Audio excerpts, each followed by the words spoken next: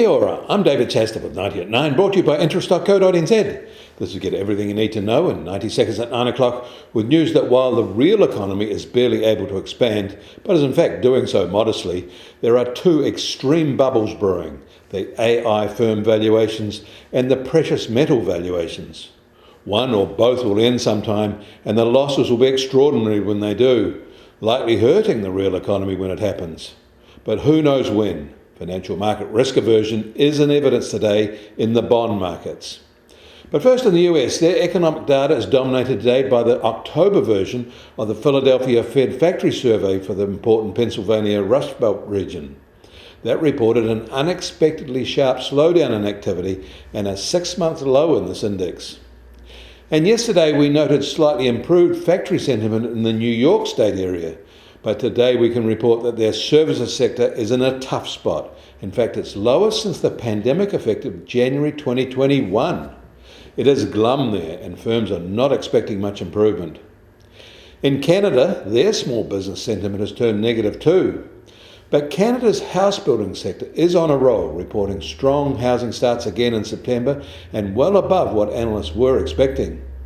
It is now 5 of the past 6 months with elevated housing start data there.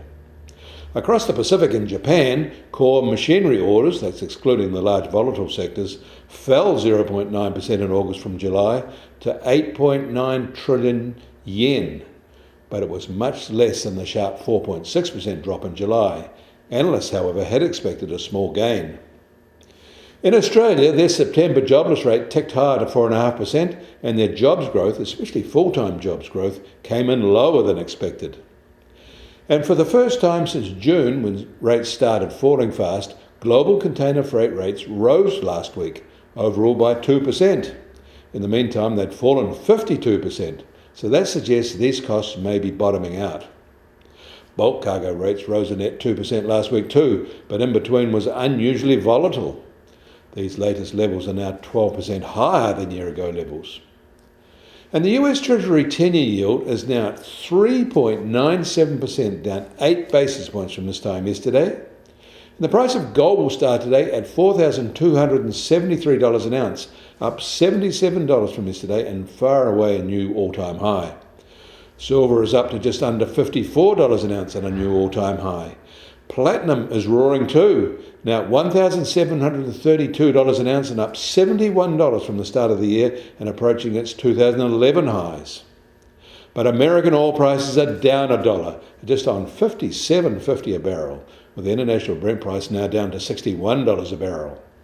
And the Kiwi dollar is now just on 57.3 US cents, up 10 basis points from yesterday. But against the Aussie, we're up 60 basis points at 88.4 Australian cents. Against the euro, we're down 10 basis points at 49.1 euro cents.